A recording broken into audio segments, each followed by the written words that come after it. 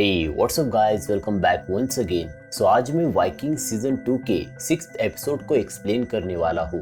पिछले एपिसोड में हमने देखा था कि रैग्नर ने लेगर था और उसकी फौज के सहारे बॉर्ग को हराते हुए फिर से कैटेगेट पे कब्जा जमाया और कैटेगेट के वापस मिलते ही लेगर था बियॉन को छोड़ के वापस हिडबे अपनी रियासत राजा सिगवर्ड के पास लौट गई। और इसी के साथ इस एपिसोड की शुरुआत होती है। कहानी की स्टार्टिंग में हम सिगी को देखते हैं जो कि पीर बाबा के पास अपना आने वाला कल जानने के लिए गई होती है, क्योंकि सिगी ने अपनी जिंदगी में बहुत सी मुसीबतों को झेला होता है। उसे लगता है कि देवताओं ने उसके साथ ज्यादती की है, इसलिए वो हमेशा अपने नसीब और देवताओं को कोसती रहती है। पीर बाबा उसे समझाते हैं कि हर एक इंसान को तकलीफों से होकर ही अपनी जिंदगी जीनी पड़ती है, लेकिन देवता भी उन्हीं लोगों का साथ देते हैं जो बहादुर होते हैं, जैसे कि तुम। दूसरे सीन में हम देखते हैं कि बादशाह हॉरिक अपने काफिले के साथ कैटेगेट आ पहुंचता है। हॉरिक के कैटेगेट में आने की खुशी में रैग्नर उसके लिए दावत रखता है और खाने की मेज पर इंग्लैंड में हुए वारदात के बारे में पूछता है। हॉरिक बताता है कि हमने पादरी एथलस्टन की मदद से किंग एग्बर्ट के साथ बातचीत बढ़ाने की कोशिश की, लेकिन उस एग्बर्ट ने तुमसे किए हुए वादे से मुकरते हुए छुपकर हम पे हमला किया और एक ही झटके में हमारी पूरी फौज को नेस्तनाबूद कर दिया और मैं और मेरा बेटा बड़ी ही मुश्किल से वहां से भागने में कामयाब हो गए।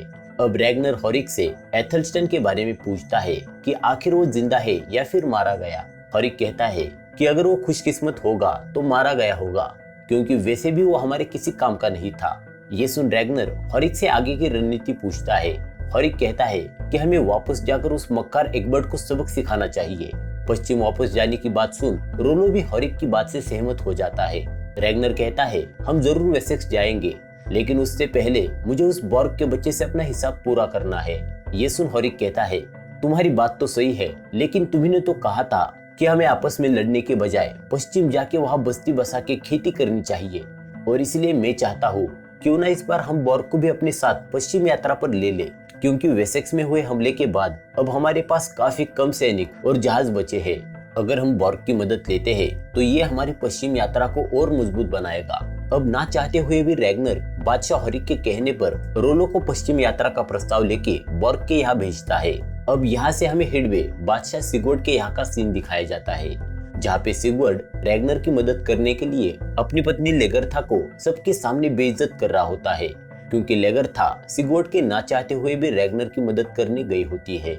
इसलिए लेगरथा को सबक सिखाने के लिए सिगवर्ड रात के वक्त अपने कुछ सिपाहियों को भेजता है। दरअसल सिगवर्ड को लगता है कि लेगरथा आज भी मन ही मन रैग्नर को ही पसंद करती है, इस वजह से वो अपने सैनिकों के सहारे लेगरथा की बुरी तरीके से पिटाई करवाता है। दूसरे दिन कैटेगेट में हम बियॉन को देखते हैं, जो कि पोरुन नाम के एक गुलाम को मन ही मन चाहने लगा होता है, और इसी वजह से वो हर वक्त कोई ना कोई बहाना बनाकर उससे बातचीत करने की कोशिश करता रहता है। वही हम एस्लॉग और रैग्नर को देखते हैं, जहाँ पे एस्लॉग रैग्नर को बॉर्ग के साथ समझौता ना करने की सलाह देती है और साथ ही रैग्नर को बॉर्ग ने किए हुए जुल्मों की याद दिलाती है। यहाँ पे रैग्नर एस्लॉग की किसी भी बात का जवाब नहीं देता। अब यहाँ से सीन शिफ्ट होता है और हम रोलो को देखते हैं, जो कि गुटालैंड बॉर्ग के यहाँ पहुंच जाता है। वहाँ पे रोलो बॉर्ग के सामने बादशाह हॉरिक और रैग्नर के प्रस्ताव को रखते हुए उसे रैग्नर का साथ देने के लिए मना लेता है। रोलो की बातें सुन बॉर्ग कैटेगेट आने के लिए तैयार हो जाता है। अब यहाँ से सीन शिफ्ट होता है वेसेक्स इंग्लैंड में, जहाँ पे एथलस्टन अब फिर से पादरी हुआ होता है। एथलस्टन की कला को देख किंग एग्बर्ट एथलस्टन की तारीफ करते हैं और उससे पूछते हैं कि क्या उत्तरवासियों को लिखना और पढ़ना आता है। एथलस्टन कहता है नहीं, उन्हें पढ़ना और लिखना तो नहीं आता, बस कुछ संकेतों के सहारे उनका काम चल जाता है। एग्बर्ट पूछता है कि क्या तुम्हें उनके देवी देवता अजीब नहीं लगते। एथलस्टन कहता है कि कुछ मामले में लगते तो है, लेकिन वो भी काफी प्राचीन है, लेकिन कई बार मुझे उनके देवता और हमारे ईश्वर में कुछ समानताएं दिखाई देती है, क्योंकि उनके देवता ओडिन ने भी हमारे ईश्वर यीशु की तरह काफी त्याग किया है। अब किंग एग्बर्ट एथलस्टन को कुछ पुरानी तस्वीरें दिखाने ले जाता है। उन तस्वीरों को देख एथलस्टन समझ जाता है इन खूबसूरत तस्वीरों को रोम वासियों ने बनाया हुआ है। साथ ही एथलस्टन किंग एग्बर्ट को बताता है कि काफी सालों पहले रोमवासी पूरी दुनिया पर राज किया करते थे और उसी दौरान उन्होंने जगह जगह पर अपनी संस्कृति के निशान बनाए हुए हैं। एथलस्टन को रोम साम्राज्य के बारे में इतनी जानकारी देते देख किंग एग्बर्ट उसे एक गुप्त कमरे में ले जाता है, जहाँ पे रोमवासियों के कुछ पुराने अवशेषों और उनके उदय से लेके पतन तक की सारी जानकारी किताबों में लैटिन भाषा में लिखी होती है। किंग एग्बर्ट एथलस्टन को उस सारी जानकारी को अंग्रेजी में ट्रांसलेट कर एक किताब में लिखने को कहता है। दरअसल रोमन साम्राज्य के लोग काफी होनहार और अक्लमंद हुआ करते थे, इसलिए एग्बर्ट उस सारी जानकारी को इकट्ठा कर उसका इस्तेमाल अपने साम्राज्य विस्तार के लिए करना चाहता था। अब यहाँ से सीन शिफ्ट होता है कैटेगेट में, जहाँ पे बॉर्ग रोलो के साथ अपने जहाजों और सैनिकों को लेके कैटेगेट में पहुंच जाता है और शाम के वक्त रैग्नर से मिलके अपने किए पे पछतावा जताते हुए अपने कड़े की कसम खाकर अपनी वफादारी रैग्नर के लिए जाहिर करता है। रैग्नर भी बॉर्ग को माफ करते हुए अपने साथी टोरस्टीन को बॉर्ग की सेना की अच्छे से खातिरदारी करने का हुक्म देता है। वही रैग्नर का बॉर्ग को माफ करते देख हॉरिक हैरान हो जाता है, क्योंकि उसे लगता था कि रैग्नर कभी भी बॉर्ग को माफ नहीं करेगा। दरअसल सिगी ने हॉरिक को रैग्नर के बारे में सारी बातें बताई होती है, जैसे कि रैग्नर की ताकत और उसकी कमजोरी। अब यहाँ से सीन शिफ्ट होता है हेडवे और हम लेगरता को देखते हैं।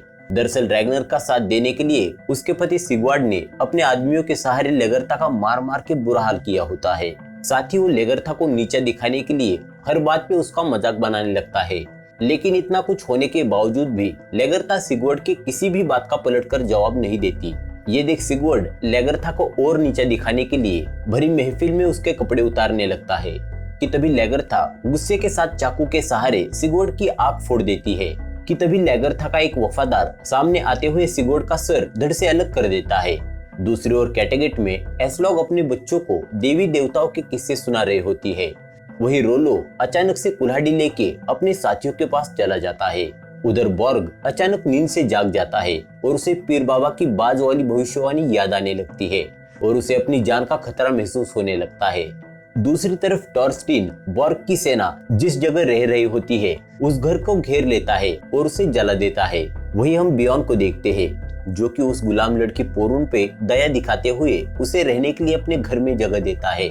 लेकिन पोरून को बियॉन के इरादे गलत लगते हैं और वो वहाँ रहने से मना कर देती है।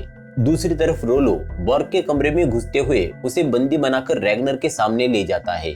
वही कैटेगेट में हो रहे शोर को सुन हॉरिक जाग जाता है और बॉर्ग को बंदी देख वो रैग्नर से ऐसा करने की वजह पूछता है। रैग्नर हॉरिक से कहता है कि आपने ये सोच कैसे लिया कि मैं इस बॉर्ग जैसे शख्स को यूं ही माफ कर दूंगा। हॉरिक कहता है कि अब तुम इसके साथ क्या करने वाले हो। रैग्नर कहता है कि इसको बाज बहुत पसंद है, तो क्यों ना मैं इसके फेफड़ों को निकाल कर इसकी पीठ पे पंख बना दूं। अपने लिए इतनी दर्दनाक मौत को सुन बॉर्ग रैग्नर के सामने गिड़गिड़ाने लगता है और इसी के साथ ये एपिसोड यहाँ पे खत्म होता है। सो दोस्तों, आपको एपिसोड कैसा लगा प्लीज मुझे अपने वैल्यूएबल कमेंट करके जरूर बताना और साथ ही बेहतरीन वीडियोस के लिए इस चैनल को सब्सक्राइब जरूर करना। तो मिलते हैं नेक्स्ट वीडियो के साथ, तब तक के लिए stay safe and enjoy your day. Good bye.